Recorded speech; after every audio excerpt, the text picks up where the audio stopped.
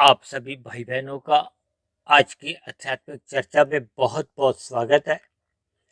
आज की चर्चा का विषय है कर्म फल सिद्धांत।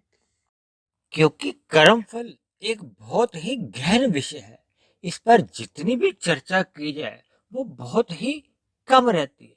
देखिए, मैंने तो आरंभ में जब YouTube चैनल आरंभ किया था तकरीबन 2.5 वर्ष पौने 3 वर्ष पहले, तो आरंभ की जो मैंने 6 वीडियो बनाई थी कर्मों के रहस्य, वो इन्हीं कर्मों के ऊपर ही बनाई गई थी कि आप सभी भाई बहन जिस भी स्थिति में आज हम हैं, जिन जिन परिस्थितियों में हम अपना जीवन बिता रहे हैं, ये सभी आपके हमारे अपने अपने व्यक्तिगत किए गए कर्मों का ही हम परिणाम भुगतते हैं।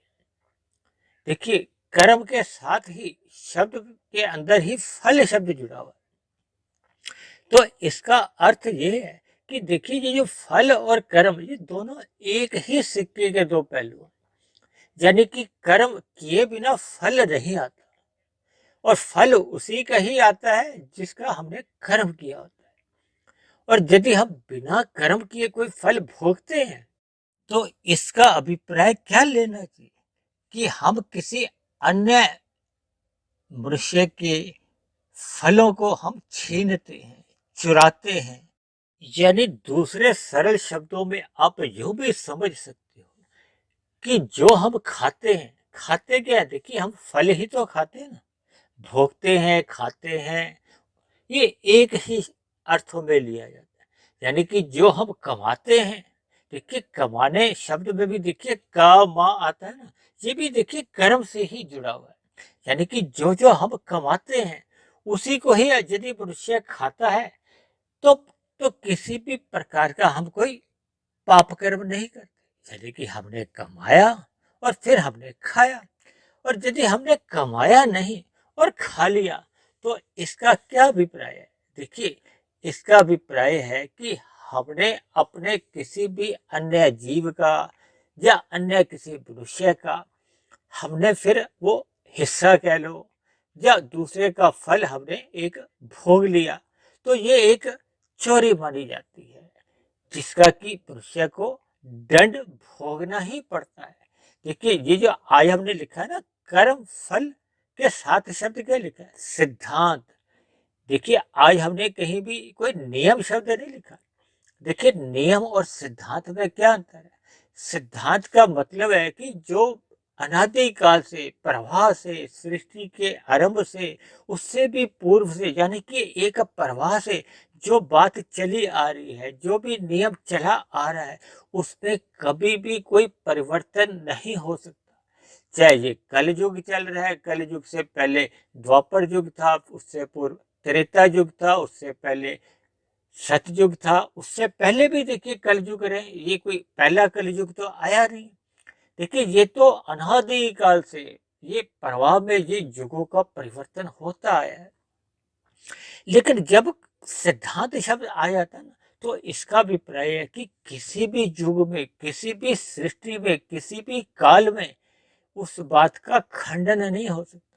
और मैं तो देखिए शब्दों को ही एक तोड़ तोड़ के उसके अर्थ निकालता हूँ। जैसे सिद्धांत का क्या मतलब है? यह सिद्धि का अंत हो चुका है। अंत का मतलब क्या है कि इस पर निष्कर्ष रूप में इसको मान लिया जाता है कि इस पे कभी भी ऊंच नीच नहीं होती, यानी कि कोई भी बदलाव नहीं आ सकता। जैसे कहा जाता है ना, देखिए, 2 और 2 जमा कितने होते हैं? 4 होते हैं। क्या भारत में ही ये 4 माने जाते हैं? इंग्लैंड में नहीं माने जाते? अमेरिका में भी माने जाते हैं, इंग्लैंड में भी माने जाते हैं, पाकिस्तान में भी माने जाते हैं। यानी कि 2 और 2 4 ही होते हैं। कोई अगर इसको कहे कि 2 जमा 2 3 होते हैं या 2 जमा 2 5 होते हैं, तो ये अस्वीकार्य है। यानी कि जिस बात को हम आज कहने चाह रहे हैं कि हम जो भी फल भोगते हैं वो किए हुए कर्म का ही फल भोगते हैं।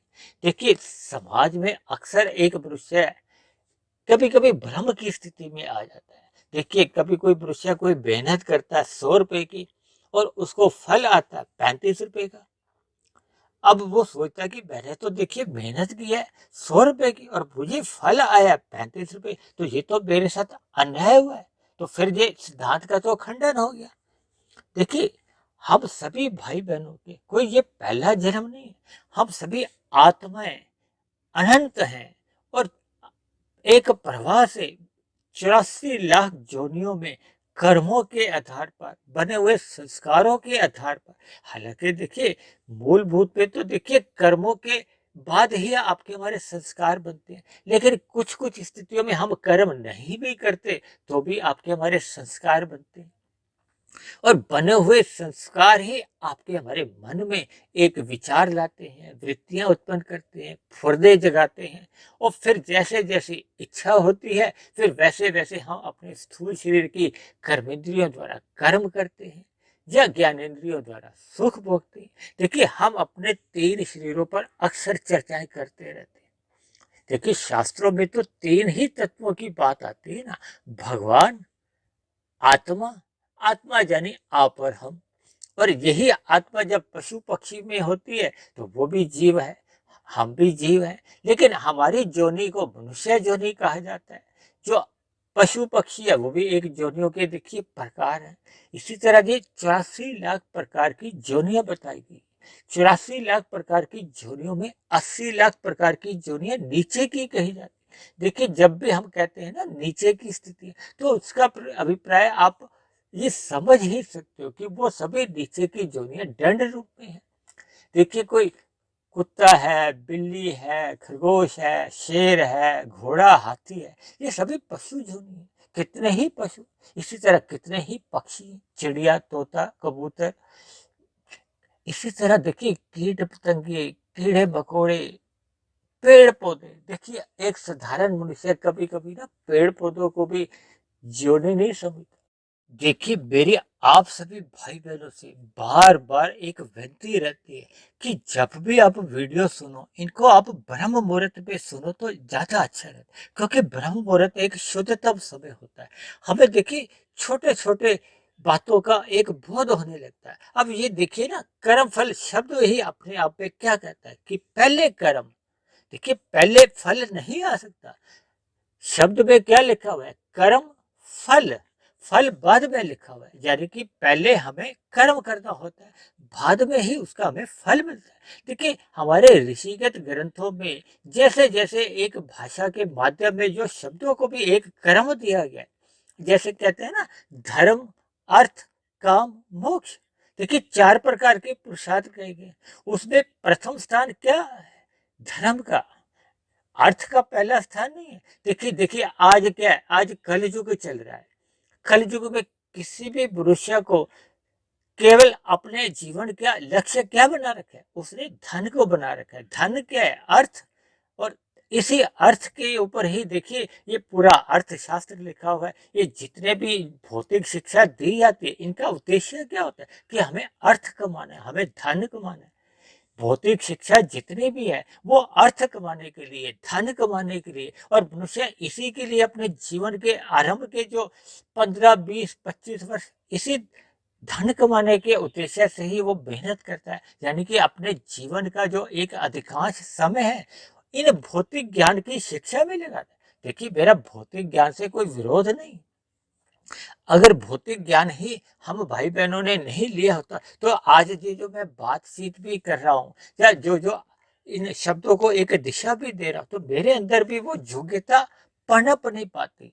या दूसरे शब्दों में देखिए, जिस मोबाइल या लैपटॉप पे लेके हम ये जो वीडियो बनाते हैं या जिस बनी हुई वीडियो को देखिए, जो आज का समय जो इंटरनेट का चल रहा है, ये विभिन्न जो प्लेटफॉर्म आ चुके हैं, यूट्यूब है, व्हाट्सएप है, फेसबुक है, यानी कि इन सभी प्लेटफॉर्मों का जब हम सदुपयोग करते हैं तो हम मिले हुए ज्ञान को या आपके हमारे मन में जितनी जितनी कुछ समझ होती है। देखिए, मैं भी जो प्रतिदिन एक वीडियो बनाता हूँ जिसका आरंभ एक कर्म फल व्यवस्था से ही हुआ था, यानी कि कर्मों के रहस्य से मैंने वीडियो बनाई, 1, 2, 3, 4, 5, 6 जैसे अभी मैंने आपको बताया।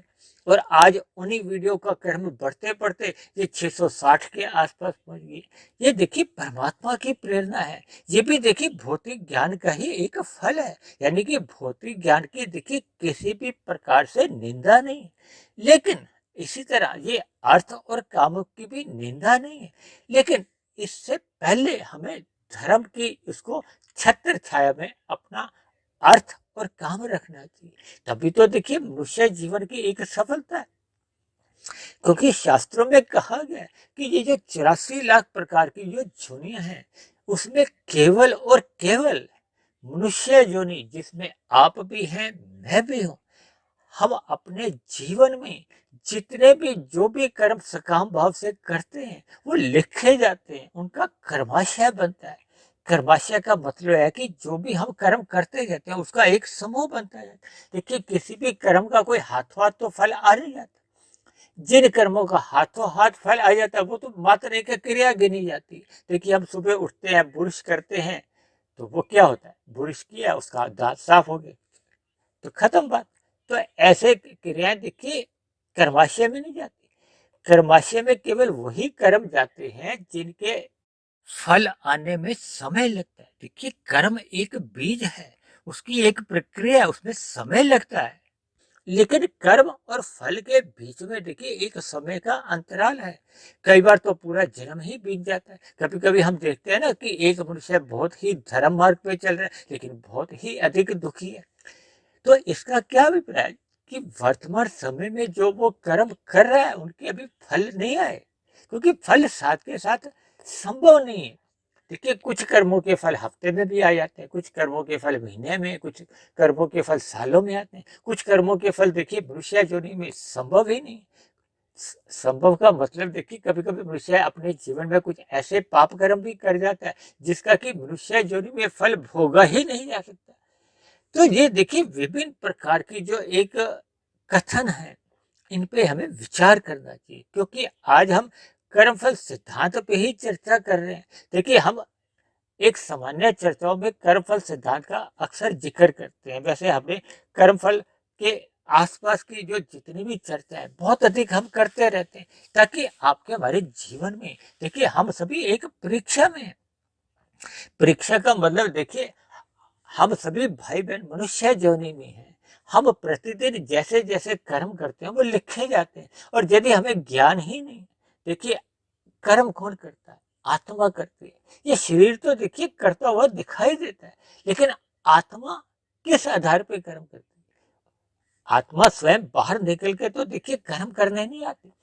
ये जो एक आपके हमारे जो तीन शरीर हैं, इनका जो एक कर्म है, स्थूल शरीर, सूक्ष्म शरीर और कार्य शरीर, जिस पर अक्सर मेरी चर्चा एक दिशा पकड़ती है। क्योंकि व्यवहार में जो हम एक दूसरे को देखते हैं वो तो देखिए स्थूल शरीर है। स्थूल शरीर का ही जन्म होता है, स्थूल शरीर की ही मृत्यु होती है। ये जो हमारा सूक्ष्म शरीर है और कारण शरीर है, इनकी मृत्यु नहीं होती। और उसके साथ ही जो आत्मा है, देखिए आत्मा और परमात्मा के बारे में तो एक साधारण मनुष्य है जो ज्ञान रखता है, उसको मालूम है कि आत्मा नित्य तत्व है, यानी कि आत्मा का जन्म मरण नहीं होता। लेकिन ये आत्मा इतना सूक्ष्म तत्व है कि इसको हम अपने स्थूल शरीर की जो आंखें हैं या किसी भी प्रकार का कोई ऐसा यंत्र ही आज तक नहीं बना कि हम आत्मा को प्रत्यक्ष रूप से देख सकें। इन सभी बातों का देखिए गीता में भगवान श्री कृष्ण ने अर्जुन को माध्यम बनाते हुए गीता का जो एक उपदेश दिया था, हमें बार बार इस गीता ग्रंथ को पढ़ना चाहिए, ताकि आपके हमारे जीवन में ज्ञान का एक दीपक जले। देखिए जब तक हमें ज्ञान नहीं होगा तो फिर हमारे मन में जो इच्छाएं होती, देखिए इच्छा किसके आधार पर होती, जैसे जैसे किसी का ज्ञान होता है। एक मनुष्य का ज्ञान है वो देखिए गुटखा खाता रहता है दिन भर। एक मनुष्य का ज्ञान है कि वो गुटखे से दूर रहता है। एक मनुष्य सिगरेट पीता है, दूसरा मनुष्य सिगरेट नहीं पीता। यानी कि एक मनुष्य मांसाहार भी का भोजन ग्रहण करता है, एक मनुष्य सात्विक भोजन ग्रहण करता है। तो ये जितने भी ये जो हम क्रियाएं करते हैं इसके पीछे का आधार क्या है? आपका हमारा ज्ञान। और ये जो हम प्रतिदिन आध्यात्मिक ज्ञानात्मक चैनल जिसका मेरा ये वीडियो प्रतिदिन जो एक बनती है, ये भी एक देखिए ज्ञान की ही चर्चाएं होती है, ताकि हमारा ज्ञान जितना जितना पक्का हो जाएगा। पक्का का मतलब ये है कि हमारे आत्मा के ऊपर जो आवरण है किसका, ये विषय भोगों का। विषय भोग किसके हैं, ये माया के हैं, और माया तो अपने आप में ही जड़ है। देखिए जो आत्मा और परमात्मा ये तो चेतन तत्व है, हालांकि चेतन तत्व के ऊपर देखिए माया का कोई एक कब्जा हो नहीं सकता।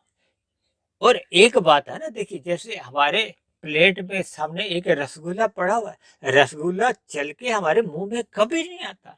हम सदा ही स्वयं चल के रसगुल्ले के पास जाते हैं, अपना हाथ आगे बढ़ाते हैं, रसगुल्ला उठाते हैं और मुंह में डालते हैं और सूख लेते हैं। देखिए इसी बात को, इसी उदाहरण को आप प्रकृति के ये जो भोग्य विषय हैं क्या है, पांच, गंध, रस, रूप, स्पर्श और शब्द, ये चलकर हमारे घर में नहीं आते। हम इन विषय भोगों को भोगने के लिए इनके पास चलकर जाते हैं।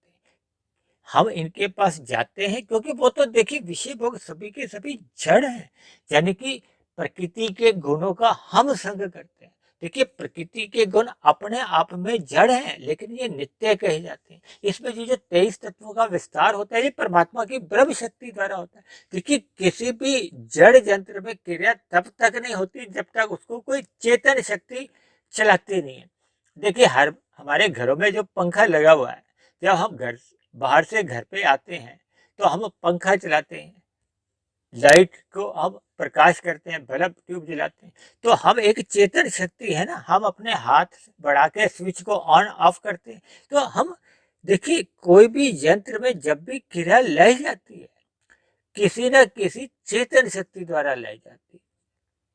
और देखिए हम सभी आत्मा, तो देखिए शास्त्रों में कहा गया है अनु है। अनु का मतलब देखिए बहुत ही एक निम्न, भले ही देखिए हम चेतन है। शास्त्रों में कहा गया ना, परमात्मा को देखिए सच्चिदानंद कहा जाता है, यानी कि परमात्मा आनंद स्वरूप है। आनंद में देखिए ज्ञान नित्य बना रहता है, और ज्ञान सदा नित्य इसलिए कहा जाता है क्योंकि ये सिद्धांत रूप में, इसका कभी खंडन ही नहीं होता। और आत्मा को क्या कहा जाता है, पहले ही इसको सत्य और चित्त कहा गया। अब जो जो हम कहते हैं ना हमें ज्ञान लेना चाहिए, सत्संग करना चाहिए, वो इसलिए कि हमने विषय भोगों का जो एक संग किया, भोग किया, जब वो जड़ पदार्थ थे हमने उनको मर्यादा से अधिक भोगा, तो उनका जो एक प्रभाव कह लो या जो भी उसका मल रूपी जो एक आवरण कह लो, वो हमारी आत्मा के ऊपर चढ़ गया, क्योंकि आत्मा अनु है। और ये जो माया है, ये तो भगवान की शक्ति है। भगवान की शक्ति क्या मतलब, भगवान की ये शक्ति भी भगवान की ही शक्ति पाकर भगवान के समान ही ये कार्य करती है।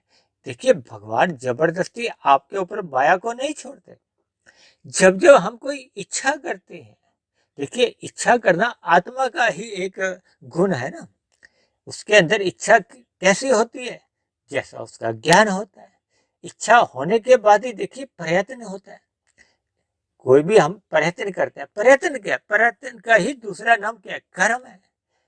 यानी कि आपकी हमारी आत्मा देखिए ज्ञानवान है, सभी की आत्मा ज्ञानवान।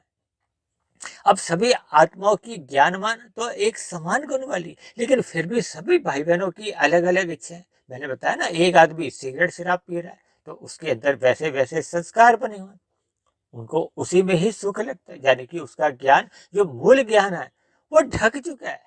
मूल ज्ञान का अभिप्राय ये देखिए आध्यात्मिक ज्ञानों से ही है। इस बात को आप एक उदाहरण से समझिए। देखिए हमने जैसे घर पे बल्ब जला रखा है, उसका प्रकाश पूरे कमरे में फैल जाता है, लेकिन जैसे ही हम उसके ऊपर एक कोई कपड़ा से एक आवरण करते हैं, देखिए हम सफेद कपड़ा से मान लो उसको ढकते हैं तो उसका प्रकाश कम ढकता है ना, और जब भी हम उसको काले कपड़े से ढक देते हैं तो उसका प्रकाश लगभग पूरा ही ढक जाता है। देखिए कितनी साधारण सी बात है, यानी कि हम सफेद कपड़े से ढकते हैं तो उसका प्रकाश एक धुंधला सा आता है। इसी तरह देखिए प्रकृति के तीन गुण हैं, तमोगुण, रजोगुण और सतोगुण। ये एक नित्य तत्व है, इसमें कभी भी देखिए कोई अनित्यता नहीं रहती, यानी कि ये नित्य बने रहते हैं। शास्त्रों में तीन ही तत्वों का एक नित्य कहा गया ना। ये जो प्रकृति के तीन गुण है, तमोगुण, रजोगुण, सतोगुण, और दूसरा तत्व है आत्मा, और तीसरा तत्व है भगवान। इन तीनों को ही अनादि कहा गया, एक प्रवाह से। इसलिए देखिए इन तीनों तत्वों को नित्य कहा जाता है। लेकिन क्योंकि माया के ये जो गुण है ये चेतन नहीं, जड़ है, जड़ का मतलब उनमें अपने आप क्रिया नहीं होती, जबकि जीव यानी आत्मा ये एक चेतन तत्व है, ये ज्ञान स्वरूप है। और जहां जहां चेतन शक्ति आती है, फिर वो जड़ यंत्र में एक वृद्धि होने लगती है। अब मैं उस बात को कहने जा रहा हूं कि जिसको एक साधारण मनुष्य कभी कभी यूं ही नहीं समझता। देखिए, एक आपके घर में जितने भी कुर्सी मेज है, फ्रिज है, इनका कभी कोई विकास होता है, इनमें कोई वृद्धि आती है? घर पे आपके डाइनिंग टेबल है, सोफा रखा हुआ है, पलंग है, वो जैसे हैं वैसे के वैसे ही रहते हैं ना। लेकिन अगर हम अपने घर में कोई पौधा लगाते हैं गमले में, तो उसमें हम वृद्धि देखते हैं ना। तो वो वृद्धि किसके कारण होती है? आत्मा के कारण। देखिए, कुर्सी मेज में आत्मा नहीं है, इसलिए उसको कोई जोनी नहीं कहा जाता। जिन जिन जोनियों का शास्त्रों में एक वर्णन आता है, वो 84 लाख प्रकार की कही गई है। उसमें देखिए, ये पेड़ पौधों का जिक्र आता है, और उसमें आप देखिए शास्त्रों की बातों को मैं कहता हूँ ना, आंख बंद करके भले ही आप आरंभ में मत विश्वास करो।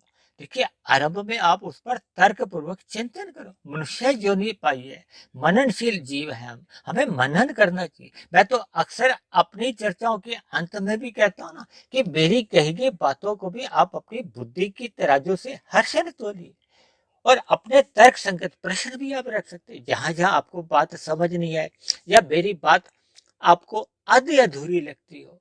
इसी तरह शास्त्रों में देखिए, आरंभ में, सृष्टि के आरंभ में परमात्मा के मुख से ये वेदों का प्राकट्य होता है। इसलिए वेदों को देखिए अपौरुषीय कहा जाता है, जबकि ये जो ऋषिगत ग्रंथ है, ये उपनिषद है, पुराण है, इनको बाद में हमारे ऋषियों ने लिखा है, इसलिए इनको ऋषिगत ग्रंथ कहा जाता है। ये ऋषि भी देखिए जो मायातीत स्थिति में था, जिनका परमात्मा से अपने 100% तार जुड़ चुके थे, यानी कि परमात्मा का ध्यान लगाते हुए उन्होंने जो वेद में जो एक गूढ़ रहस्य थे, उनको खोला। देखिए, जब जब कोई रहस्य रूप में बात होती है, तो एक साधारण मनुष्य को समझ में नहीं आती। तो जैसे जैसे हम देखिए बात को खोलते हैं, देखिए अब जैसे हमने आज का जो विषय रखा है कर्म फल सिद्धांत, तो अब इस विषय के ऊपर हम जितने भी देखिए, ये जो आधे घंटे पौने घंटे की जो हम बातचीत हम प्रतिदिन करते हैं, तो हम उस विषय को फिर खोलते हैं ना। खोलने से फिर वो हमें बात पूरी समझ में आ जाती है। इसी तरह ये ऋषि मुनियों ने जो जितने भी ऋषिगत ग्रंथ लिखे हैं, उनको हम जैसे जैसे अध्ययन करते हैं, या जिन मनुष्यों ने जिन महापुरुषों ने उनका अध्ययन किया है, उनकी बातों को हम सुनते हैं, और उस पर हम एक बुद्धि की तराजू से बेशक हम अपने उसको तोलते हैं, तो आप पाओगे कि शास्त्रों में, ऋषिगत ग्रंथों में जितनी भी बातें जो एक सिद्धांत रूप में जो कही जाती हैं, उनका कहीं भी किसी भी प्रकार से खंडन नहीं हो सकता। क्योंकि देखिए, आरंभ में जब हमारा आपका ज्ञान अधूरा होता है, भ्रम की स्थिति में होते हैं, तो बात हमें समझ नहीं आती। लेकिन जैसे जैसे बात हमें समझ में आ जाती है, देखिए समझ में तभी आती है ना, जब हमारा ज्ञान का अंतर का जो एक बुद्धि का जो दीपक है, वो अपने मूल स्थिति में आता है। देखिए, परमात्मा ने आपको हमें सात्विक बुद्धि दी है, लेकिन जब जब हम विषय भोगों की ओर अपनी उस बुद्धि को लगा देते हैं, तो फिर हम हमारी बुद्धि वो सात्विक से राजसी बन जाती है। और जब हम उन विषय भोगों की प्राप्ति के लिए विभिन्न प्रकार के दिमाग में योजनाएं बनाते हैं, कैसे उससे हमने छल कपट ठगी करना है, कैसे हमने अधिक धन कमाना है, कहाँ कहाँ हमने चतुराई हेरा फेरी ठगियाँ करनी है, तो फिर आपकी हमारी वो जो राजसी बुद्धि होती है, वो तामसी बन जाती है। देखिए, अभी मैंने थोड़ी देर पहले क्या कहा था, कि आपके कमरे में एक बल्ब जला हुआ है, तो वो आपका एक सात्विक बुद्धि है। सात्विक बुद्धि में हमें सभी कमरे में जो जो वस्तुएं रखी हुई थी, वो हमें स्पष्ट नजर आती। यानी कि जब जब हम सात्विक बुद्धि में रहते हैं, तो हमें शास्त्रों का जितना भी हम अध्ययन करते हैं, वो हमें समझ में आने लगता है। देखिए, जब मैं कहता हूँ ना कि ब्रह्म मुहूर्त में उठो, ब्रह्म मुहूर्त में ये वीडियो भी सुनो, या मेरी वीडियो ही नहीं, आप किसी की भी वीडियो सुनो, आप शास्त्रों का अध्ययन करो, परमात्मा में आप अपना ध्यान लगाओ, किसी भी तरह से हमें परमात्मा से जुड़ना है। देखिए, हम ये जो कहते हैं ना वीडियो के अंत में भी कि आप इस आध्यात्मिक ज्ञानात्मक चैनल को सब्सक्राइब करो। ये देखिए एक शिष्टाचार के नाते ही कहा जाता है। हमें केवल और केवल परमात्मा को ही सब्सक्राइब करना है। सब्सक्राइब करने का मतलब ये कि हमें अपनी सुमुखता परमात्मा से बनानी है। परमात्मा की ओर सुमुखता बनने से ही हम अपने मूल ज्ञान में स्थिति में रहते हैं, और जितने अंश में हमारी सुमुखता रहती है तो परमात्मा का जो आनंद गुण है, जो आत्मा में तो है ही नहीं, वो हमें आनंद की प्राप्ति होती। बस इतनी सी बात है। और जब हम अज्ञानतावश परमात्मा से तो विमुख हो जाते हैं, तो फिर हमें आनंद की प्राप्ति कहाँ से होगी। और हम प्रकृति के विषय भोग जो कि गंध, रस, रूप, स्पर्श और शब्द है, इनके सम्मुख हो जाते हैं, तो उनका प्रभाव फिर हमारी आत्मा पे चढ़ जाता है। यानी कि जब हम देखिए दूसरी कक्षा में अगर हम पढ़ते हैं, तो यदि हम तीसरी कक्षा वालों से ही मेल-जोल रखते हैं, तो हमारा ज्ञान जो अपनी दूसरी कक्षा का भी होता है, वो भी बना रहता है ना। यदि हमारा मेल-मिलाप पहली कक्षा वालों से ही होता है और दूसरी कक्षा वालों से हम थोड़ा उदासीन रहते हैं, तो आपका हमारा जो मूल ज्ञान है, वो भी फिर थोड़ा कमज़ोर पड़ने लगता है। देखिए, इन बातों को आपने एक अंश में ही स्वीकार करना है, ताकि हमें मूल बात, शास्त्रों की बात समझ में आ जाए। देखिए, मैं जो जितने भी उदाहरण देता हूँ, ये अपनी व्याख्या को एक आसान करने के लिए या उसको दिशा में आगे बढ़ने के लिए मैं इन उदाहरणों को जैसे जैसे परमात्मा मुझे इन वीडियो को बनाते समय मुझे शब्द देते हैं या मेरे मन बुद्धि में जो एक उदाहरण दे देते हैं, तो मैं उन उदाहरणों को अपने वीडियो में डाल देता हूँ। यानी कि हमें इन माया के जो भोग हैं, गंध, रस, रूप, स्पर्श और शब्द, हम जब इनकी ओर सम्मुख होते हैं, ये है पहली क्लास के, क्योंकि ये तमोगुणी है, तामसी है। और जब हम इनकी ओर सम्मुख होते हैं, तो आपका हमारा जो ज्ञान है, क्योंकि आत्मा तो देखिए ज्ञानवान है, और ज्ञान का हमने कहा ना कभी खंडन नहीं होता। हमारी आत्मा का ज्ञान देखिए आवृत हो सकता है। जैसे हमने बल्ब जलाया, तो बल्ब की रोशनी तो पहले जितनी है, यदि हम उसको कुछ भी तरह से ढकते नहीं है, तो वो मूल स्थिति में रहता है। जब हम उसको सफेद कपड़े से ढक देते हैं, तो उसका प्रकाश थोड़ा धुंधला आता है। ये रजोगुणी मनुष्य की स्थिति धुंधली ही है। उसको परमात्मा की ओर जाने की जो एक अंदर से रुचि नहीं होती, क्योंकि उसका धुंधला ज्ञान होता है। जब धुंधला ज्ञान होता है, तो उसको विषय भोग अच्छे लगते हैं, और जब वो विषय भोगों का संग करता है, तो विषय भोग क्या है, वो हमें अपने तामसी आवरण में घेर लेते हैं। यानी कि जो हमने बल्ब के आगे जो सफेद कपड़ा था, वो अब काला कपड़ा आ जाता है। जब काला कपड़ा आ जाता है, तो फिर जो पहले धुंधला प्रकाश था, वो अब अंधकार में बदल जाता है। यानी कि एक स्थिति हमारी अज्ञानता की उत्पन्न हो जाती है, हम अचेत हो जाते हैं। और जब जब हम अचेत होते हैं, क्योंकि मनुष्य योनि तो देखिए कर्म योनि है, और मनुष्य योनि का जो एक जन्म है, वो तभी मिलता है। शास्त्रों में कहा गया कि जब हमारे संचित कर्मों में पाप और पुण्य कर्मों की तुल्यता होती है, बराबरी होती है। जैसे 40 पुण्य कर्म है, तो 40 ही पाप कर्म रहने से भी आपको हमें मनुष्य योनि मिल जाती है। और जैसे ही पुण्य कर्म देखिए 70 हैं और पाप कर्म 700 हो गए हैं, तो क्या स्थिति होगी, हमें मनुष्य जीवन नहीं मिलेगा। हमें फिर कहाँ जाना पड़ेगा, नीचे की योनियों में। और ये जितनी स्थिति अधिक अनुपात भयंकर होता जाता है, यानी कि ये विकराल अनुपात होता जाता है, उतने ही फिर नीचे की योनियों में जाना पड़ता है। अगर किसी के देखिए 60% पाप है, पुण्य 40% है, तो उसको थोड़ी बीच की मध्यम योनियों में जाना पड़ेगा। पक्षी बन सकता है, पशु भी बन सकता है। और जैसे जैसे उन नीचे की योनियों में वो पाप कर्मों का दुख रूपी फल भोगता है, तो उसके पाप कर्मों का क्षय होता है। जैसे 60 थे, तो 60 से 59 रह गई, 58 रह गई, घटते घटते जब वो 40% पुण्य कर्मों के बराबर आ जाते हैं, तब ऐसी स्थिति में पुनः उसको मनुष्य योनि की प्राप्ति हो जाती है। और हम देखिए, हम सभी भाई बहन तो मनुष्य योनि में है। इसलिए मिले हुए जीवन में हमें जो अर्थ और काम है, वो देखिए धर्मानुसार करना चाहिए। जब जब हम धर्म के अनुसार अर्थ और काम करते हैं, तो आपका हमारा जो एक चौथा पुरुषार्थ है, वो क्या है, मोक्ष। मोक्ष का मतलब क्या है, जब ये हमारा मोह का नाश होता है, क्षय होता है। देखिए, मोक्ष शब्द का ही आप सद्य विच्छेद भी करोगे, तो मोह का क्षय होता है। क्षय का क्या मतलब होता है, जब उसका नाश होता है। हमें मोह किससे है, ये जो प्रकृति के विषय भोगों से है। जब हमारे जो जितने भी संसार में जो संबंध होते हैं तन के स्तर पर, देखिए ये तन के स्तर पर ही ये मोह की स्थितियां बनती हैं। तन के स्तर पर ही ये हम परिवार के जो एक दूसरे से जो मोहित रहते हैं। तो देखिए इसको आप अन्य दृष्टि में नहीं ले, देखिए व्यवहार में हमें परिवार में भी रहना होता है या हमें और धर्मानुसार अपने कार्य करने होते हैं एक व्यवहार के लिए, यानी कि हमें धर्मानुसार अर्थ और काम करना चाहिए ताकि हमारा जो एक लक्ष्य है, लक्ष्य क्या है, देखिए मोक्ष किस लिए चाहिए, क्योंकि हमें इस जगत में, इस संसार में बार बार दुख आते हैं। हमने एक बार चर्चा की थी ना त्रिविध ताप।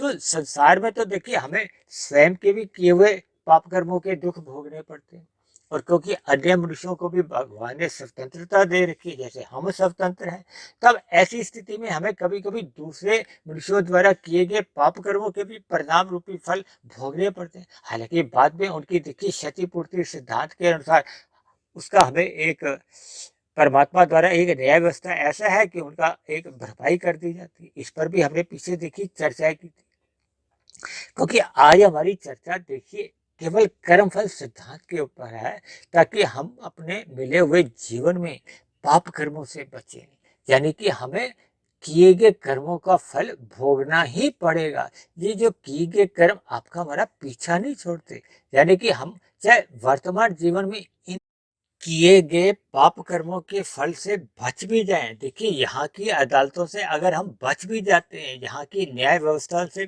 मनुष्य बच भी जाए, लेकिन परमात्मा तो देखिए सर्वव्यापी सत्ता है, सर्वशक्तिशाली सत्ता है, वो न्याय संगत काम करती है। परमात्मा किसी भी जीव के साथ कोई पक्षपात नहीं करते। देखिए परमात्मा भले ही सब पर एक दया भाव भी रखते हैं, ये दया भाव रखते हैं तभी तो देखिए नीचे की जोनियां ये अपने अपने मिले हुए जीवन में दुख भोग पाते हैं। अन्यथा देखिए आपके हमारे जीवन में जब जब दुख आते हैं तो हमें अधिक दुख होता है, लेकिन नीचे की जोनियों में जितने भी जीव हैं वो इतने दुखी नहीं होते।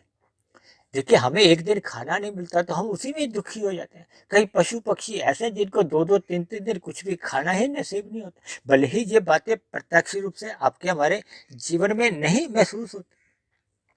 देखिए परमात्मा ने उन सभी नीचे की जोनियों को क्रमशः अचेत रखा है, लेकिन आपको हमें अचेत नहीं रखा, हमें सचेत रखा है ताकि हमें समझ हो, हम शास्त्रों का ज्ञान पढ़ें ताकि हम अपने कर्मों में सुधार करें, हम अपनी दिनचर्या एक व्यवस्थित रखें, जीवन में सात्विकता बढ़ाएं ताकि मनुष्य जोनि को हम कर्म जोनि के साथ साथ एक साधना जोनि बनाएं। क्योंकि शास्त्रों में कहा गया है ये नीचे की और ऊपर की जोनियां तो भले ही भोग जोनि है, ये मनुष्य जोनि भोग जोनि नहीं है। मनुष्य जोनि को कर्म जोनि कहा गया, साधना जोनि कहा है। साधना क्या है कि हम परमात्मा की प्राप्ति करें, यानी कि ये जो हमारा धर्म अर्थ काम के बाद जो एक चौथा जो एक लक्ष्य है या पुरुषार्थ है वो है मोक्ष। मोक्ष मतलब हम परमात्मा को पाले, इस भौतिक जगत से हम मायातीत हो। मायातीत उसी स्थिति में हो पाता है जब मनुष्य स्थूल शरीर के रहते रहते अपना कारण शरीर और सूक्ष्म शरीर समाप्त कर लेता है, जिसके लिए मनुष्य को साधना करनी होती है, यानी कि पुरुषार्थ करना होता है। देखिए हम प्रारब्ध में तो सुख दुख जितने भी लेके आते हैं उनको तो हमें देखिए भोगना ही होता है। हम अपने सुखों का तो त्याग कर सकते हैं, दुखों का हम त्याग भी नहीं कर सकते, लेकिन जब जब मनुष्य अपने मिले हुए जीवन का सदुपयोग करते हुए साधना में लग जाता है, साधना में लगने पे फिर हमारे शुभ संस्कार बनने लगते हैं। शुभ संस्कारों के कारण ही ये जो प्रारब्ध में जब पहले के जन्मों के जो हमने पाप कर्म किए थे उनके दुख रूपी जो फल हम भोगते हैं उनसे हमें उतना फिर हमें दुख नहीं होता, क्योंकि हम साधना में लग चुके, हमारे शुभ संस्कार बनने लगे। कहते हैं कि जैसे जैसे कर्मों के जो फल आते हैं वैसे वैसे संस्कार यदि हमारे कारण शरीर में क्षीण हो चुके हैं, देखिए यदि हमारे दुखों के अज्ञानता के संस्कार क्षीण हो गए तो जो पहले के किए गए पाप कर्मों के जो फल भी वो आपको हमें फिर दुखी नहीं करते।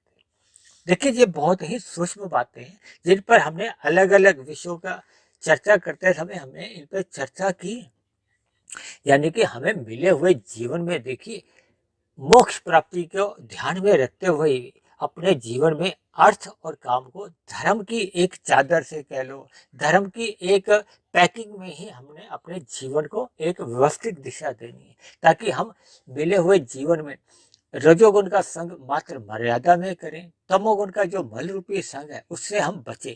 बचना क्या है कि हम पाप कर्मों से बचें, किसी के सुख रूपी जो फल हैं उनको हम छीना झपटी नहीं करें, उनको मत चुराएं, क्योंकि कर्मफल सिद्धांत के अनुसार फिर आपका हमारा फिर वो पाप कर्मों का कर्माशय बढ़ने लगता है। और जैसे जैसे आपके हमारे वर्तमान जीवन में, क्योंकि हम मनुष्य जीवन में हमें स्वतंत्रता है, हम पाप कर्म कर सकते हैं, परमात्मा हमारे आपके हाथ पैर नहीं रोकता। अगर हाथ पैर ही रोकने होते तो फिर ये जो इतने आतंकवादी जो पिछले काफी दिनों से देखिए भारत में कितने ही जो जवान शहीद हो चुके हैं, फिर आतंकवादियों की ऐसी कोई हिम्मत ही नहीं हो सकती। यानी कि फिर ये जो एक पूरा संसार या जगत चल रहा है ये पूरा ही अपने सही दिशा में काम करेगा। लेकिन परमात्मा ने देखिए मनुष्य जोड़ी में स्वतंत्रता दे रखी है। जैसे हम सारा साल पढ़ते हैं तो जब हमारी परीक्षा आती है तो हम उस परीक्षा में जैसे जैसे हमारा ज्ञान होता है, जैसे जैसे हमने पूरे साल में पढ़ा होता है और फिर हम उत्तर पुस्तिका में दिए गए प्रश्नों का उत्तर देते हैं, फिर वैसे वैसे ही हमारे अध्यापक द्वारा उसका जब निरीक्षण किया जाता है तो वैसे वैसे हमारे उनके नतीजे आते हैं। और जब मनुष्य फेल हो जाता है तो रोता है। इसी तरह आपके हमारे मिले हुए जीवन में देखिए हम एक परीक्षा में हैं। हम अपने मिले हुए 60, 80, 100 वर्ष के जीवन में स्थूल शरीर की कर्मेंद्रियों द्वारा यदि हम पाप कर्म करते हैं, यानी कि हम अपने मिले हुए परीक्षा में गलत उत्तर देते हैं, पाप कर्म करते हैं। देखिए पाप कर्म क्या है? निषेध कर्म, उसका तो शास्त्रों में मना किया है। और यदि हम विधि विधान के अनुसार कर्म करते हैं तो उसका हमें पुण्य रूपी फल मिलता है, सुख रूपी फल मिलता है। देखिए विधि विधान के अंतर्गत जब भी हम कर्म करते हैं वो पुण्य कर्म गिने जाते हैं। देखिए राशि पुण्य कर्म अच्छे माने जाते हैं, लेकिन राशि से भी सात्विक पुण्य कर्म और अधिक अच्छे माने जाते हैं। और जब मनुष्य साधना करता है तो फिर वो निष्काम भाव से ही कर्म करता है, उसका फिर कर्माशय नहीं बनता। ऐसी स्थिति में उसके शुभ संस्कार बनने लगते हैं। देखिए ये सभी स्थितियां तभी बनती है जब मनुष्य अपने मिले हुए जीवन का सदुपयोग करता हुआ रजोगुण का संग मर्यादा में करता है, तमोगुण का मल रूपी संग यानी कि पाप कर्मों से बच जाता है, और सतोगुण का संग अधिक से अधिक करता है, सत्संग करता है। ये जो शुद्धतम ब्रह्म मुहूर्त का जो समय होता है इसका संग करता है तो उसकी साधना आरंभ होती है। साधना क्या है? जब मनुष्य सत्वगुण में स्थित हो जाता है और विशुद्ध सत्वगुण जो कि परमात्मा के लिए कहा जाता है, हम परमात्मा को पाने का लक्ष्य जब बना लेते हैं तो फिर ये विषय भोगों से यानी कि भौतिक विषय भोगों के प्रति मनुष्य का सहज ही वैराग्य हो जाता है। क्योंकि मनुष्य सत्संग करते करते उसकी विवेक शक्ति जागने लगती है, और विवेक शक्ति देखिए केवल सात्विक बुद्धि में ही जागती है। जब हम राशि बुद्धि अब बना लेते हैं विषय भोगों के प्रति या तामसी बुद्धि बना लेते हैं पाप कर्म करते समय, तब हमारी जो एक विवेक शक्ति है वो समाप्त हो जाती है। इसलिए मेरी आप सभी भाई बहनों से विनती है कि मिले हुए जीवन का सदुपयोग करते हुए हमें निष्काम भाव से कर्म करने चाहिए, अन्यथा पाप कर्मों से तो देखिए मनुष्य को बचना ही चाहिए, क्योंकि पाप कर्मों से 10 गुने अच्छे पुण्य कर्म है, और पुण्य कर्मों में भी देखिए सात्विक पुण्य कर्म और अधिक अच्छे माने जाते हैं, और उनसे भी अच्छे देखिए निष्काम कर्म माने जाते हैं। और निष्काम कर्म करते करते ही आपकी हमारी आध्यात्मिक उन्नति कह लो या आध्यात्मिक यात्रा कह लो, उसमें एक गति आ जाती है। गति क्या है? देखिए जैसे हम कर्म योग में रहते हैं तो हमारी गति होती है, फिर हम ज्ञान योग में आ जाते हैं तो गति और बढ़ जाती है। जब मनुष्य भक्ति योग में आ जाता है तो उसकी और अधिक गति बढ़ जाती है। जैसे हम कार चलाते समय पहला गियर, दूसरा गियर, तीसरा गियर, चौथा गियर पे आ जाते हैं तो हमारी कार की गति बढ़ जाती है। गति बढ़ने से फिर हम मंजिल को जल्दी पा सकते हैं। मंजिल क्या है? परमात्मा है। तो इन सभी बातों को आपने अपने जीवन में सदा ज्ञान में स्थिति बनानी है, सात्विक स्थिति बनानी है, ताकि हम अपने कर्मों को भी सही दिशा दे सकें और अपने कार्य शरीर को जितना पवित्र बना सकते हैं मनुष्य को बनाना चाहिए, ताकि मनुष्य को कम से कम मरने के बाद ये नीचे की जोनियों में यानी कि अधोगति का सामना नहीं करना पड़े, यानी कि मनुष्य को मरने के बाद पुनः मनुष्य जोनि की ही प्राप्ति हो, ताकि वह अपनी एक आध्यात्मिक यात्रा को एक निरंतर गति दे सके, एक सही दिशा में रख सके।